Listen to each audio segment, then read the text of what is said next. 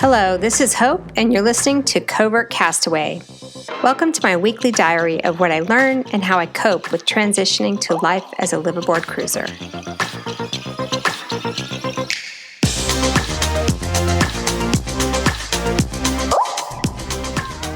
What do you look for when you take possession of a boat? In this week's podcast, I share the second in a two-part series about the sailboat handover checklist and all the things we need to be looking for as the boat exits the factory and gets handed over to the commissioning agent for final work to be complete. Before my husband left for France, we talked through all the things he has to go over in the next few weeks as we reviewed the handover checklist, and he also shares what he's learning through this process. Here is part 2 of that conversation. If you haven't listened yet, please download Giving Berth Part 1 so you don't miss the full story. We have learned that one of the biggest challenges in buying a boat is the complete lack of information when it comes to fully understanding what you bought and whether it's in good working order once you get it. This plays out fully when you're preparing to inspect the boat and understand what should and shouldn't be there when you get it.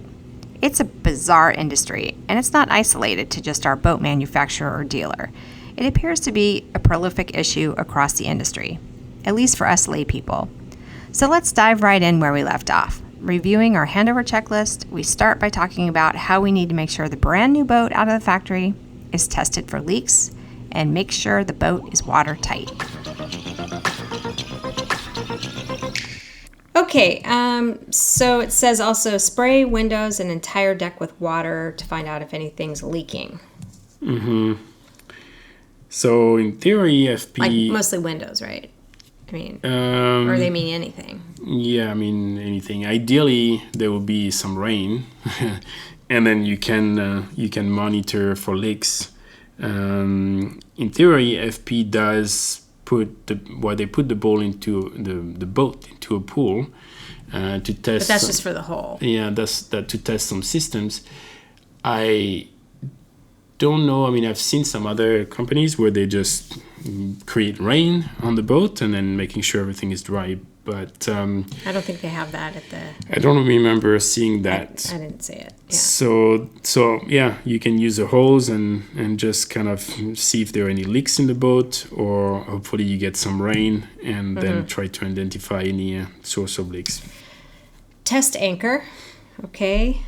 Check bilges for water, and actively test seacocks for leaks. How do you do that? Well, once you put the boat in the water, that's the first thing to check that there is no water entry. So there will be all the holes that have been put in the boat for the water maker, for the heads, for other reasons, and then to just make sure that there is no water entry. And, check toilets, showers, and drains. Check external freshwater and saltwater systems, and the water heater. Yeah, so remind me, what was the issue with the water heater? People were running out of hot water. We're not going to run out of hot water, are we? We might, because we don't have like a... some people have installed like a diesel heater, and then you can basically continuously heat up water. In our case, I forgot how big the tank is. So if you run the engine, or if you're on shore power, then it will heat up the water. But it's a fairly small tank. So if you're at anchor and you run, the engine a day or two before, who knows like how much you have left. So if you're at anchor with the boat and the generator off, you might run out of hot water. But if you turn the generator on, you'll get hot water, right? I forget the source, yeah. So the engine definitely does it. I think shore power and generator will also heat the water. But I don't recall at the moment. The tank that we get, I think, might have only one heating element. So that may be tied to the engine, and I recall it's somebody connected to a specific source. I see. Yeah, to say that basically it's the same size tank, but if I recall, they got one with 2 heating elements, so they in their case they have the diesel heater, and then they can heat up the water, and then so that's something we'll have to figure out. Yeah, because I don't want us to run out of showers. I mean, the showers were the reason we bought the boat. Well, we won't run out of water, but the hot water is different. Exactly. When you get your boat, you'll find many items from your options list stuffed in the cupboard. Oh, that's interesting. Since there's no detailed specification of what you get with the bowsprit package, for example, you are sort of at a loss to understand if you got everything you purchased or not. Oh, that's a really good point. Yeah. So, what is in the bowsprit package? I guess we have to figure that out. Yeah, and I mean, I guess if there is some documentation, which in this case, I don't know, I guess it's reading the documentation, or again, going back to what we talked about earlier. I mean, if you can coordinate with your dealer to come on board and go through the systems, they can find out, or hire somebody who's already sailed on the boat, delivery captain, and who's familiar with the boat. They should know what, it comes. And then as you go through this, they'll be like, oh, okay, why didn't they install, this part, Okay. All right, and then there's a bunch of things listed here that are categorized as other known issues. So things that have been reported, scratches on the surfaces, which we talked about, stains on the deck, fusion at the navigation table, the light goes off and on by itself because of loose connections. Nav light does not turn on. Volvo port gauge backlight not working. Washer dryer pump not working. Yeah, so you're going to have to do some laundry while you're over there checking that out. Service batteries, 2 extra batteries paid for, only 1 installed. Yeah, you mentioned that before.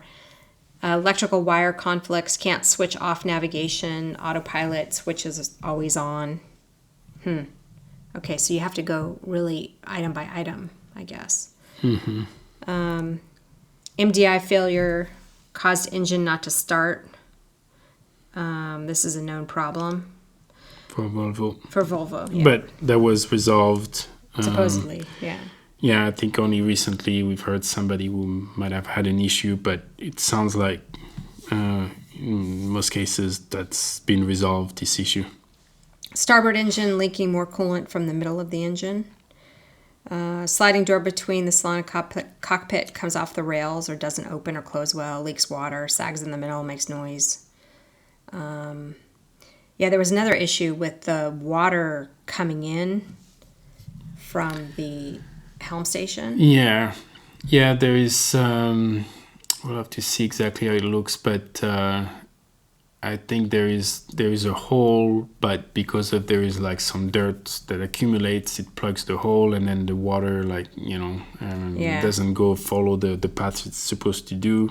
And also when it rains, people have installed some kind of little bit of not a gutter, but to basically like a lip. To change the water flow. So we should look at that. Let's see, paint splattered in various areas, hull anti-foul issues or parts of the hull untreated. We talked about that. Starboard hatch cracked or needs to be replaced. So I guess check all the hatches.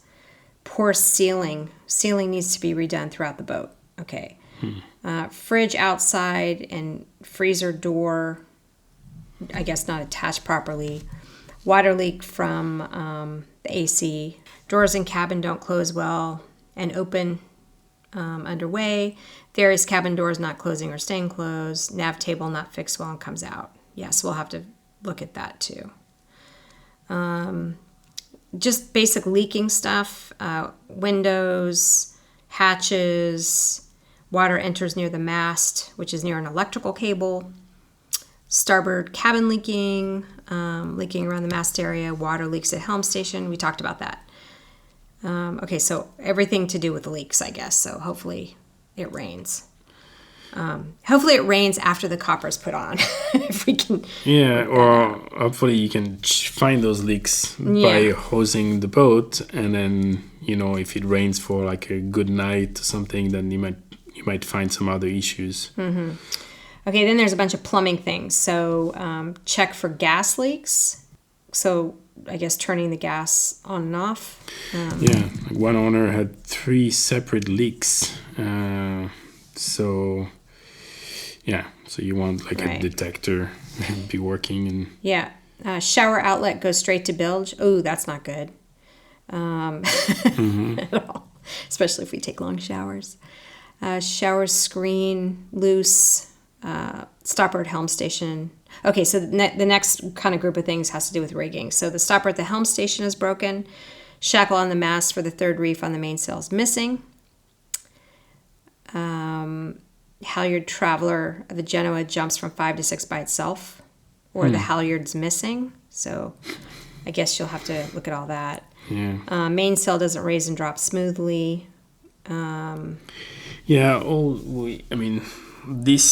There's a lot of work that needs to be done before FP puts the mast up.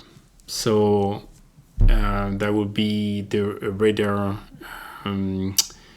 reflector.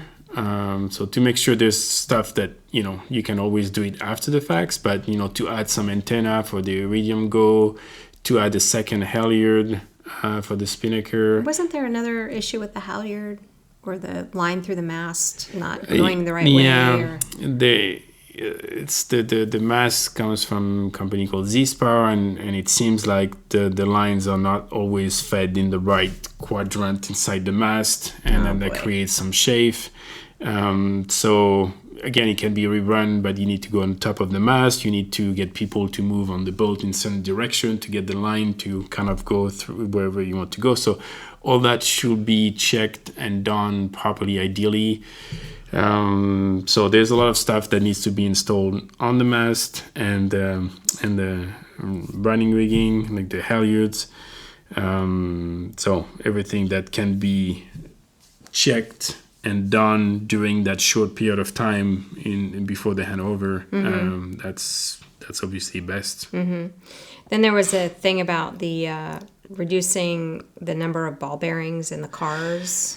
Yeah, so there are a couple things. So the mainsail doesn't come down like easily. So what everybody does is they go down, I don't know what's the standard halyard size, but everybody I think goes down to a 10 millimeter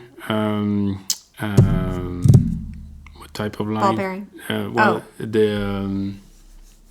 I forget the name right now, but they go to a smaller size halyard. I think it's 10 millimeters, so there's less friction, so it comes down faster.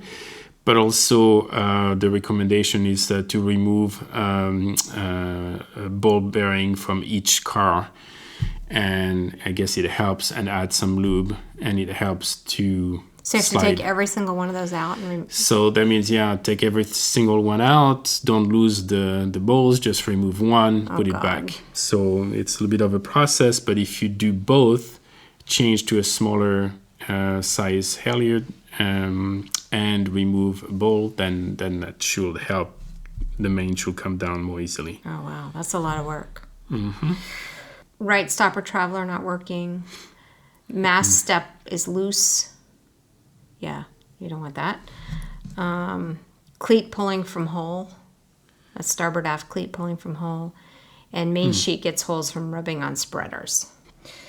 Okay, that's a lot of stuff. Are you ready for this? Yeah, and I don't think it's a complete list. On the Facebook group, I know that you can create some sections, and so I have one called To Do, and so you can save the different topics and create some sections for engine or generator or whatever, bottom paint. And so I have one that is like To Do, which is basically stuff that we need to do to check or to do in La Rochelle. But that's sort of what we're going through now. So, but this list, is a very good list. It's a good, but there might be some additional items that I will have to go through this To Do posts and then see what else needs to be checked.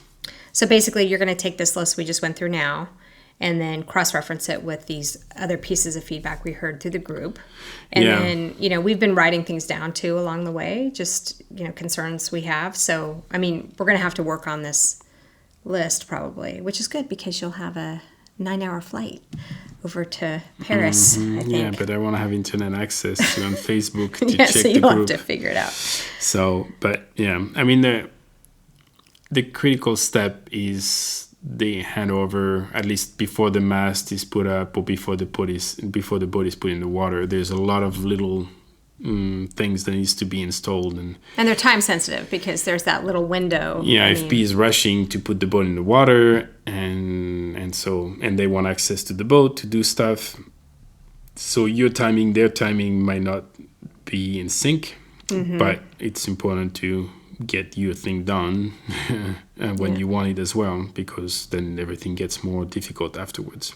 So what are you most looking forward to?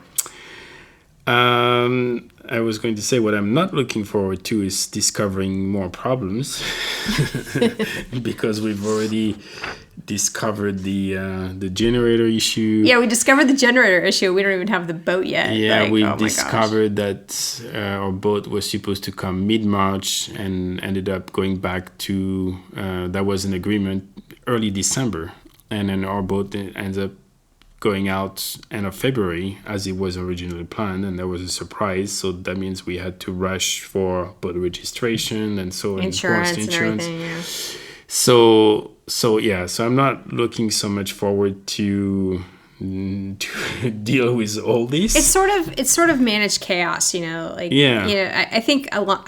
And I've said in my podcast on a bunch of different episodes that it's just you have to completely lower your expectations and go with the flow. And I think because it could otherwise be so frustrating. Yeah, you know. I think you have to go with the attitude is we benefit from all the previous boat owners that shared their experience, and that's why there's such checklist that they didn't have before. Yeah, this is a great resource for sure. So in one way, it's a little scary because you have more information. But on the other way, that information is going to be useful. And so I think that's the frame of mind. The other frame of mind is, regardless of your checklist and all these posts that you've been following over the years, and the fact that the commissioning company does this all the time, and FP does this all the time, there will be problems. There's still and problems, I think you just have to be ready and prepared that, even if you check and spend time over there, then there will still be stuff that you will discover later. But you just do all the things you can do, and after that, hope for the best. Mm-hmm. Good advice. So at the end of each of my podcast, I say, okay, so what have you learned? As we've gone through this checklist, what are your thoughts? The main thing is, I think that I learned is it's not something that you want to do on your own. And when I'm saying that, it's you definitely want to join a group of previous owners, because there is a lot of information, valuable information. And if you some reason you're like, hey, you know what, I don't belong to Facebook and I'm not going to bother. It might be a reson to join. Yeah, I mean, the groups are really good. Yeah. So I would say definitely don't go at it alone. Talk to other owners, monitor the whatever Facebook group or other groups, and also don't go alone in if you're a couple, as a couple, because as we've seen this list, it's quite extensive, and you get another pair of eyes. You get there'll be things that the same way FP employees are going to make mistakes, the commissioning employees are going to make mistakes, and you're going to make mistakes. So the more eyes you can have, and the more you can remind each other about stuff and feel like you're a team.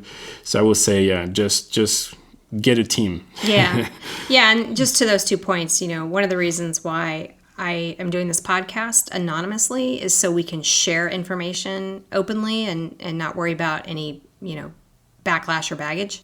Second point, about going at it together as a couple, this has been just such a great process for us to even figure out how to improve our communications and things like that. And, it breaks my heart that I can't go with you, and I'm sorry. The date flipped around, and then I have all this work stuff I can't get out of, so I actually won't be able to join you until week 6, but hopefully it'll be okay, and we can talk a lot over the phone, and you won't feel so alone.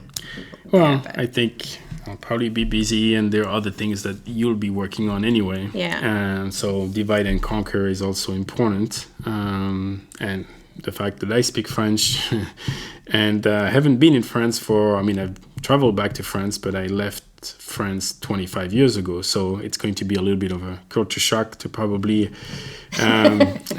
be French for that long. Yeah. Yeah. Having those kind of like the US standard about service, and, I might have to reset a little bit. But I think at the same time, it's exciting because that would be like what I'm looking forward to is also to appreciate the moment, because even though you can get lost in all the details, the big picture is you're getting a brand new boat. These are really good problems to have. Yeah, that's for sure. And that's kind of another step, into closer to your dreams. So I think, it might be easy to get lost and then focus on the details and miss the big picture in front of you, and about this unique moment, which will be nice when you get there, because then I won't be able to appreciate it just by myself, but once you get there, and hopefully a lot of the work will have been done, and hopefully you won't spot anything in that first couple days, and then we can kind of stop and reflect and kind of enjoy the moment. Yeah. Just take it day by day. Mm-hmm. Okay, so with that, maybe we should get you packed. We're looking at 3 half-full, half-empty or half-full suitcases, so we better get on that. Yep. Thank you for listening. If you like this podcast, please subscribe, like, or share with another Covert Castaway. Fair winds for now.